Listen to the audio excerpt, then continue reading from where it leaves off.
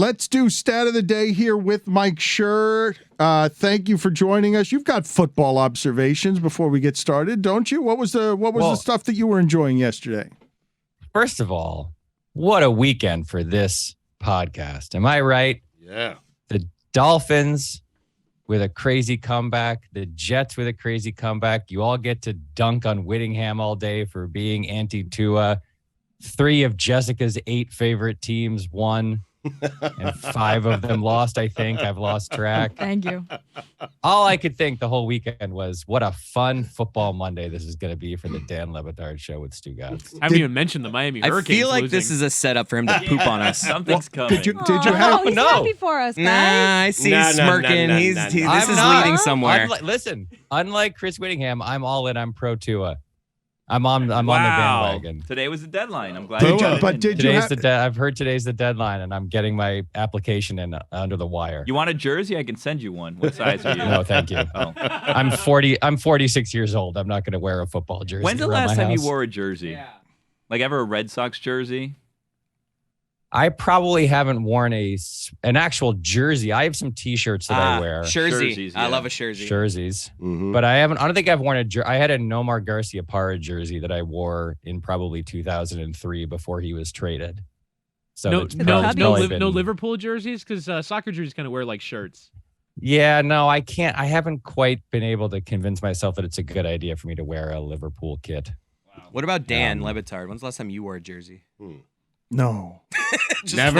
No. You've never worn a jersey? No, I would not be Not even wearing in youth jerseys. sports. He took his own shirt. Wow. I wore a dress shirt and a tie. I played youth sports. Let's go ahead and do stat of the day with Mike Schur. I do want to talk more football with him, though. Start of the day. It is your start of the day. Start of the day. Start of the day. It is your start of the day. Start of the day. Start of the day. It is your start of the day.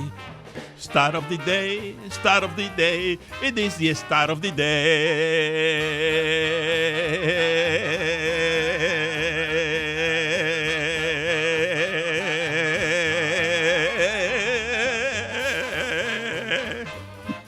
It is brought to you by ZipRecruiter. ZipRecruiter, the smartest way to hire.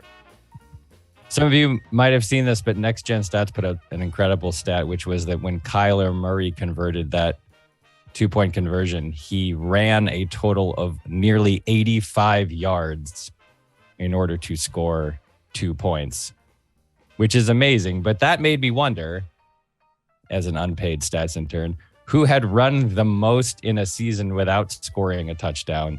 And according to StatMuse, in 1978, Joe Washington, Oklahoma Sooner legend Joe Washington of the Baltimore Colts, had 956 yards rushing without scoring a single rushing TD.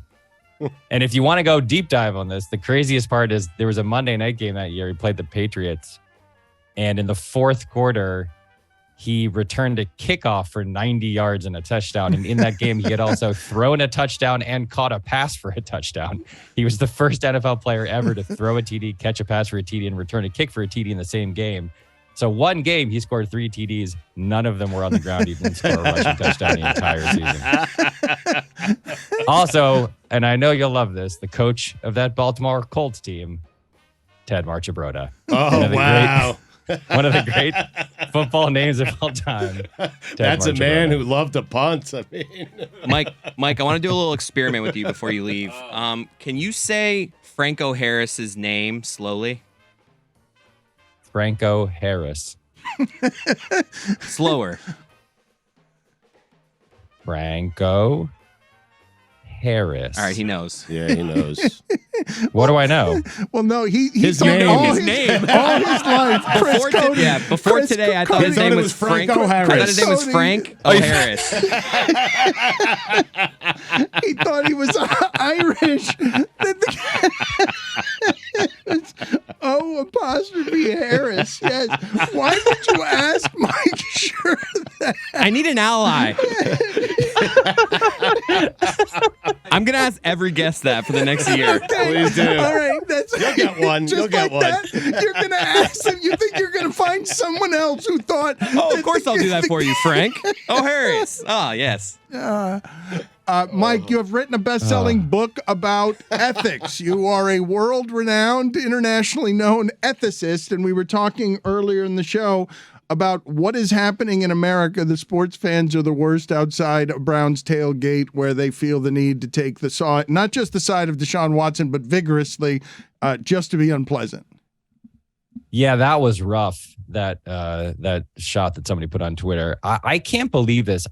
Joe Posnanski, with whom I do the Poscast here on Meadowlark Media, is a lifelong Cleveland Browns fan who, like Mike Ryan, abandoned them after they signed Deshaun Watson, is no longer a Browns fan. And if you're interested, he is this entire season is adopting one team a week to see if he can become a fan of another team. This past weekend, it was the Bengals. It didn't work.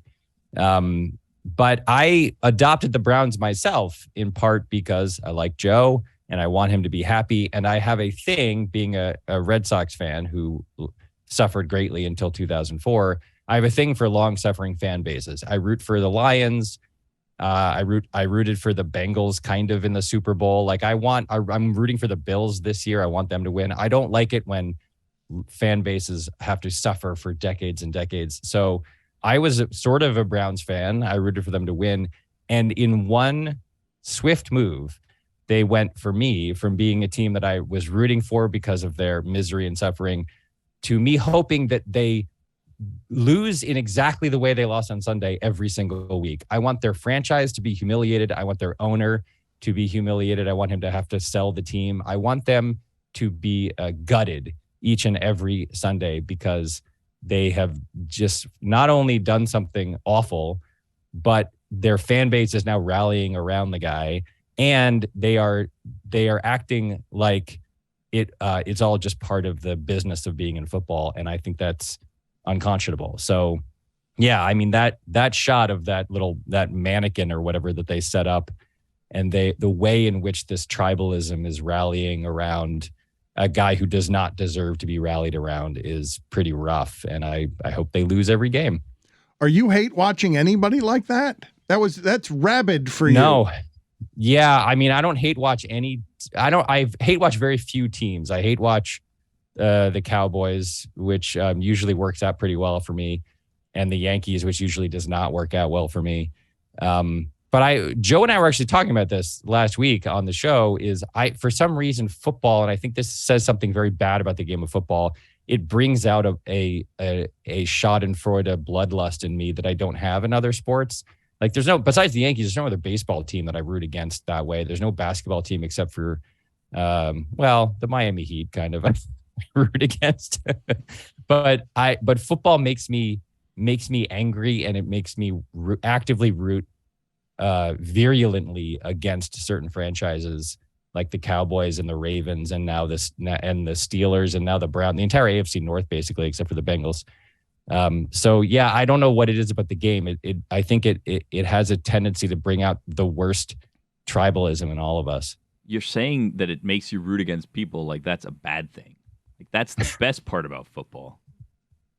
But that's what I'm saying. I don't think you're wrong. I think that to like football is to feel those dark, evil, unpleasant feelings maybe more strongly than you feel the positive feelings for your own team. At least that's the case in my world. Is I think I feel the Emperor Palpatine hatred, and I want to shoot lightning out of my fingers against franchises. Don't worry about it. I think I feel that way more strongly than I do feel the positive feelings towards the teams that I actually like. Are you an existentialist? But that can't be good. Mike? That's bad. What's that? Are you an existentialist? Jesus. I have certain existentialist tendencies. Yeah. Why do you ask? I don't know, because I think we have a similar viewpoint on it, and I probably would consider myself an existentialist. That's all. Well, he's a world-renowned ethicist. Stugotz, are you an existentialist, would you say? I don't know.